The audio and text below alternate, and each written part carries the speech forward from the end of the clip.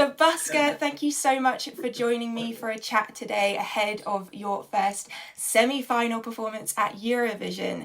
Your song, Dance Our Own Party, I must admit I am a bit obsessed with it. I have been singing it non-stop since I heard it. The That's amazing. sax.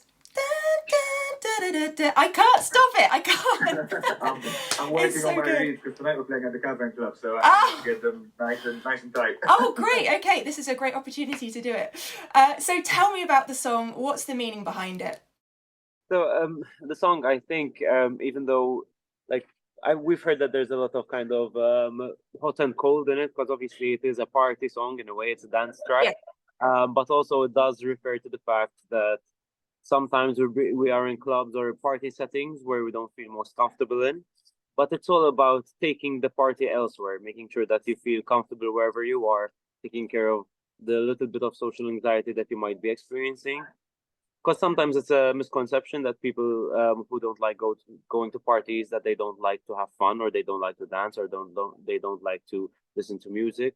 But as a matter of fact, it's just about being in the right place with right people that make you most feel comfortable most, and people who don't trigger your anxiety, basically. So in our case, it's basically something that we've experienced, especially after lockdown.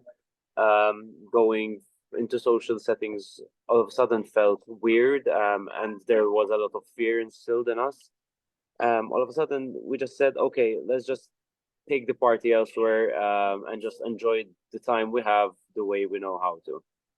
I love that because it means you've taken something that perhaps comes from a negative place but turned it into a positive thing. So that's such a Yeah. great message for Eurovision.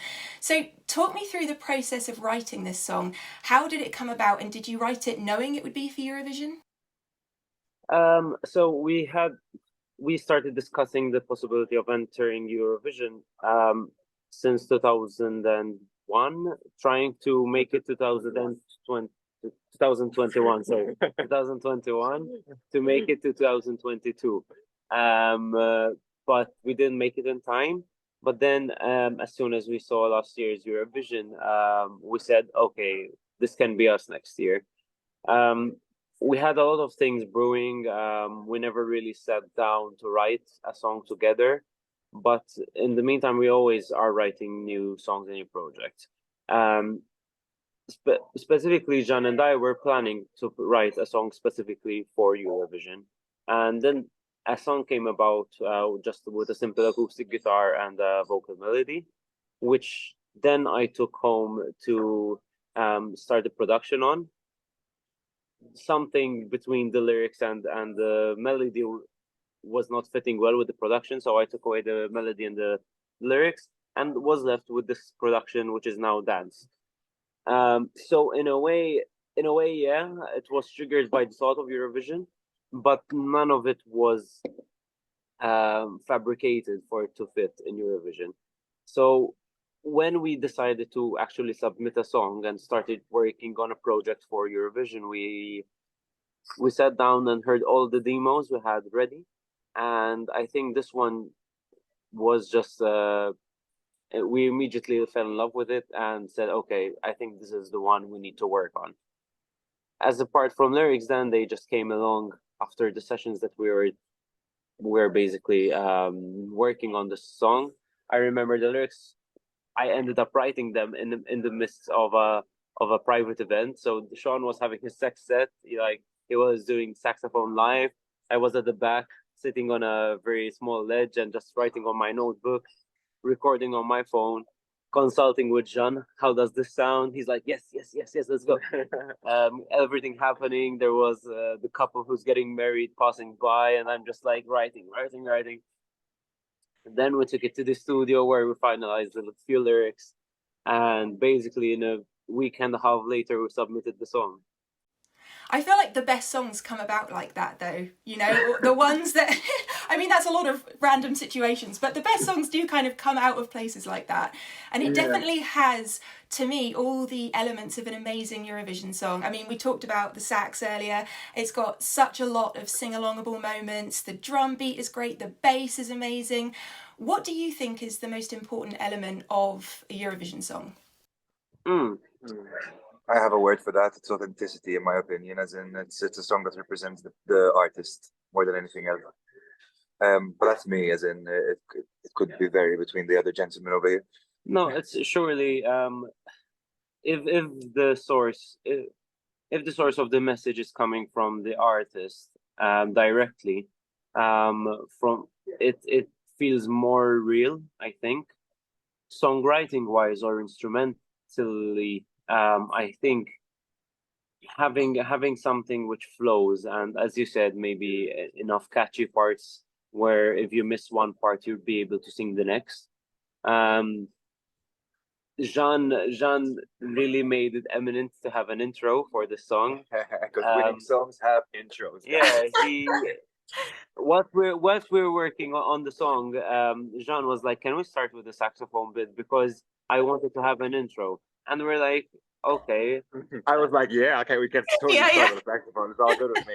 And but I'm like, we always like discuss things, and then said, "How come?" And he's like, "Because every Eurovision song, every winning song has an intro." And I'm like, I love this attitude because that's what was created the cascade of events, which gave us the mentality of like, if we're going for this, we want to present our best foot forward and get closer to winning as much as possible in Malta. And eventually that's what happened. It's like the winner attitude of the writing aspect and the attitude which created the staging and the attitude which creating the motivation to constantly work. Eventually led up to us representing Malta. Well, I think it's really intelligently written as a song as well. I mean, towards the end of the song, you've got the triplet run that I was like, whoa, whoa, whoa, whoa, whoa, whoa. Like, that is amazing. And all of the kind of breaks in the music where it just kind of comes out and then it hits back in again. I love it. I feel like it's got the extra things that a Eurovision song needs for me to be a favourite anyway. So kudos to you guys. And how does it feel to represent Malta on such a big international stage like Eurovision? What's the response been like back home? Well, in Malta, as in we had a really nice response initially as well after the quarterfinals and the semis, especially we had a really big response from the locals, and we started to actually believe it was going to come true, our dream of representing Malta in the Eurovision. We also were told consistently that's a breath of fresh air in comparison to previous entries. Obviously, it's very different from what you'd come to expect from a Maltese entry. So that's something I think we strive for as well, to be ourselves in a way that we are unique. We always try to be different in what we do. Not to try to be different, but because we are somewhat different. There's nothing for a patriot like me and us. There's nothing nicer than having the support of your people, as in the Maltese country as a whole, 500,000 people pushing you, calling you a breath of fresh air and telling you good luck, whatever happens, you're winners for us and we're proud of you. That's a tearjerker for me, as in we love our country and we love representing our country, and we're taking it extremely seriously, and we're trying to wave the Maltese flag however we can at every situation we can. Love that. I love that so much. And I've watched some other interviews with you guys where you've explained some of the limitations of being a musician in Malta. So can you tell me a bit more about that, and how do you think taking part in Eurovision will maybe change the trajectory of your careers? So unfortunately, in Malta, we have a small population, which is 500,000 people. So in reality, I don't believe that we have a proper music industry. We have lots of talent, lots of great acts, lots of great music, but unfortunately, the platform there is not strong enough for us to actually make it abroad. And I think that's part of the reason why Maltese are super fans of the Eurovision Song Contest, because for us it's the biggest Eurovision. It's the biggest festival, the biggest platform that a Maltese person can have to showcase their song.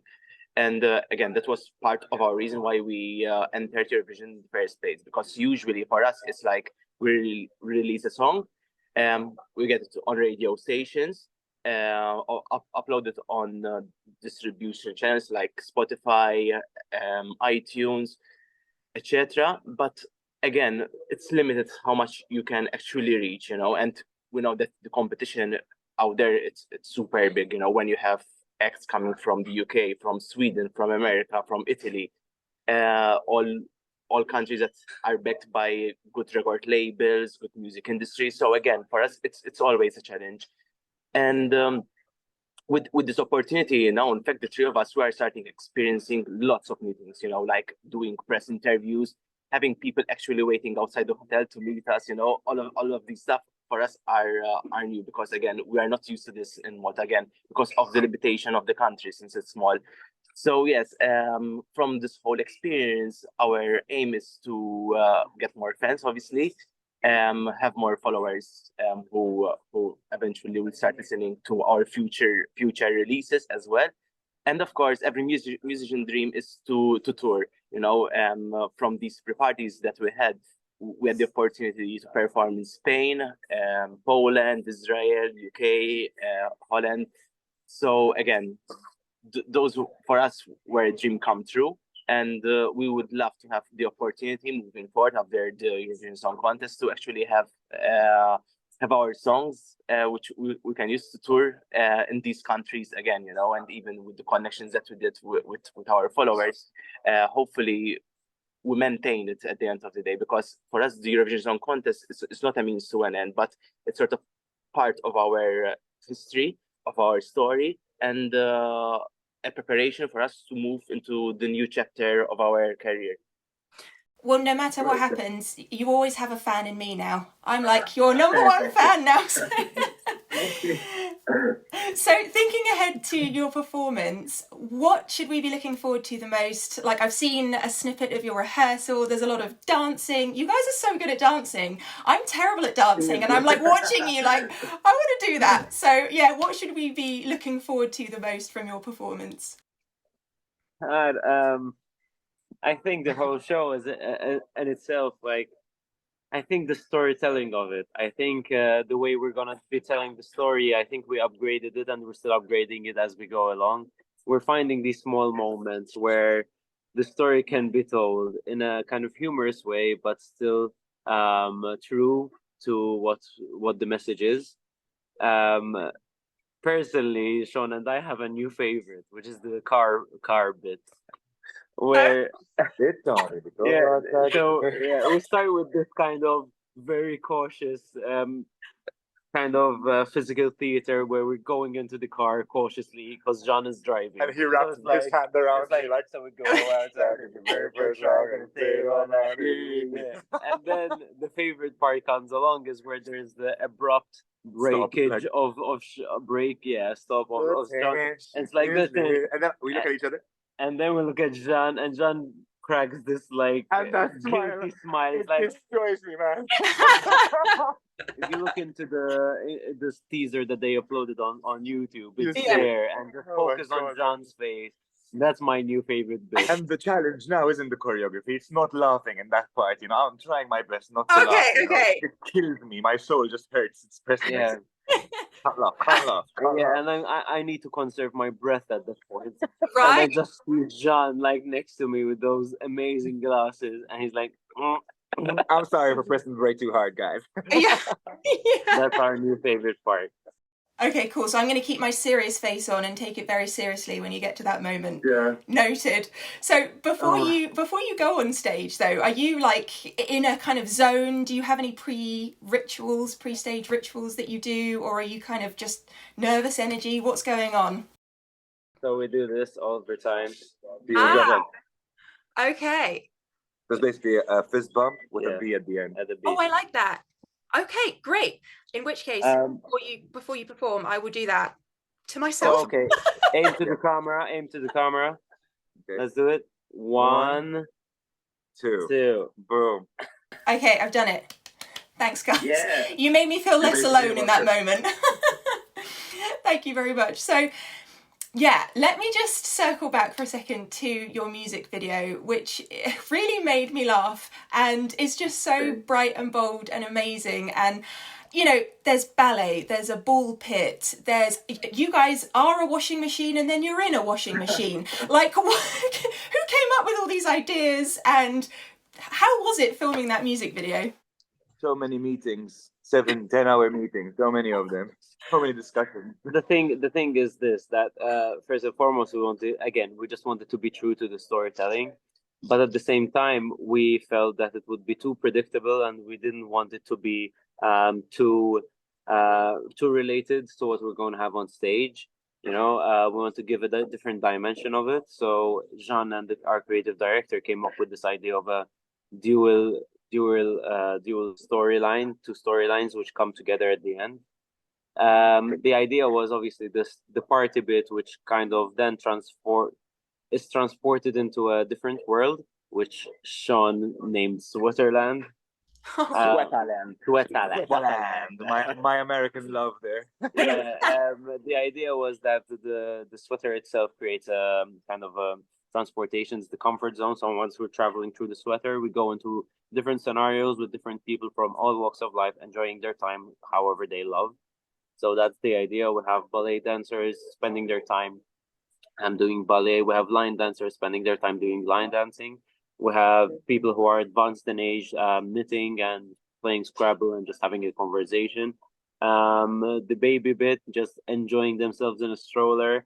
Again, then there's the bit, the washing machine is just it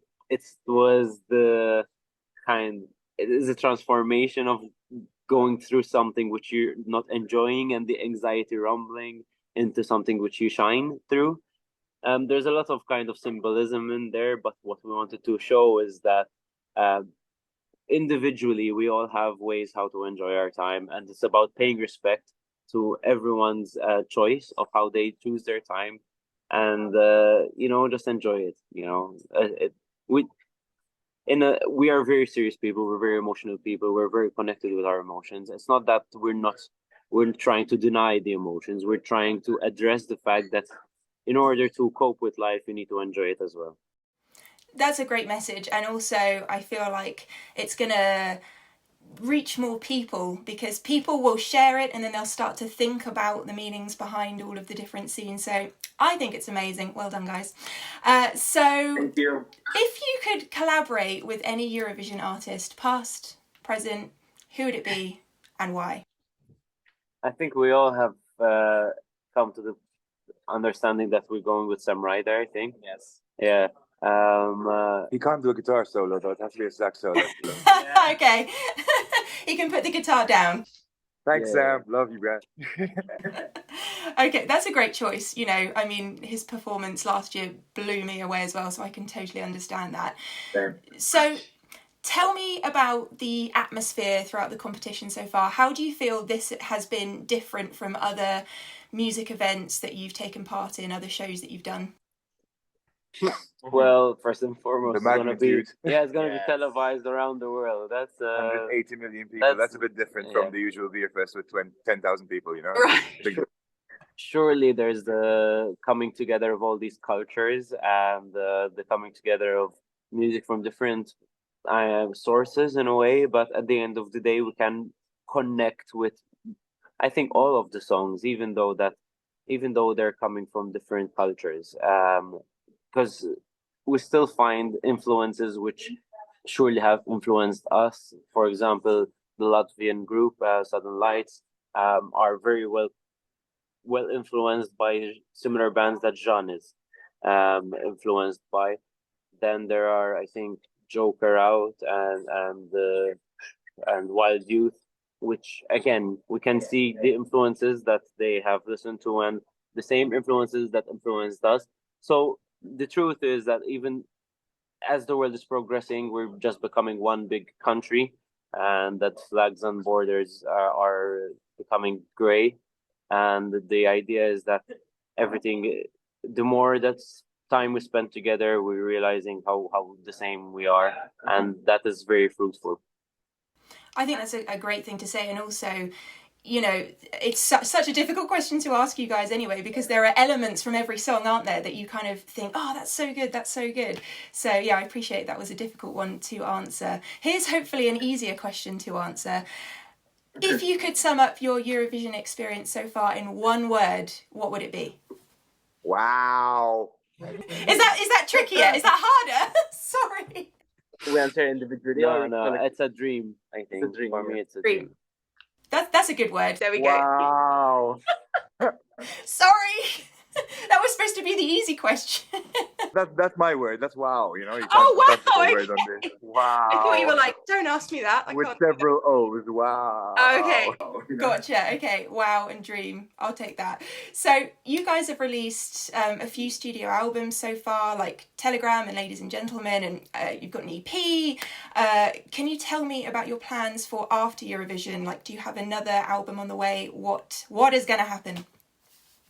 Basically, what we're going to do is we continue from where we left off, because obviously whilst we were working on Dance Our Own Party, we're also working on other songs. So now it's time for us then to take them off the shelf, and we keep on working on them. And obviously we will write new music as well, because obviously being in this journey, it's super inspiring, and it inspires you to write new material. So for us, yes, it's going to be a continuation. Hopefully, yes. For now, for sure, we are thinking of releasing 2 or 3 new singles by the end of the year, hopefully. But we'd love, yes, to have an album then that we can actually tour in other countries, you know, so we can promote it, and we get people to hear the new songs and sort of continue from where we were left off from our Eurovision journey. I cannot wait to hear your new songs, especially the ones that are inspired by Eurovision. I'll definitely be at those shows for sure. So finally, if you could give one piece of songwriting or performance advice to my subscribers who will be watching this, what would that be? Performance advice, I would say get out of your head. Yeah. Performance advice, I think the best thing for me especially after this last rehearsal, was if you're in a group or in a band, make sure that you keep it light just before going on stage. The being focused and being in game mode does help, but it does disconnect you as well. And if it's a team performance, make sure that the whole team shares the same sentiment or feeling just before going on the stage. Songwriting or music, I think, again, as Sean said, be authentic and don't try to fill shoes that you never were meant to fill. As much as possible, write something which you love and are proud of before you have to share it with the world. Because if you have already identified faults in the message, then you can't deliver the message well. Spot on, brother. Spot on. That is great advice. Thank you so much, and thank you again for joining me for a chat this morning. I wish you guys so much luck. Or we say in England, break a leg. I don't know if that's something that you say. I hope I don't, because we're running around a lot. Break no legs, but also break them all. Yeah. Thank you guys. It's been such a pleasure to talk with you, and have the best time at Eurovision. Thank you so much. Thank you for your time. Thank Really you. appreciate it. Thank you so much. Thank you.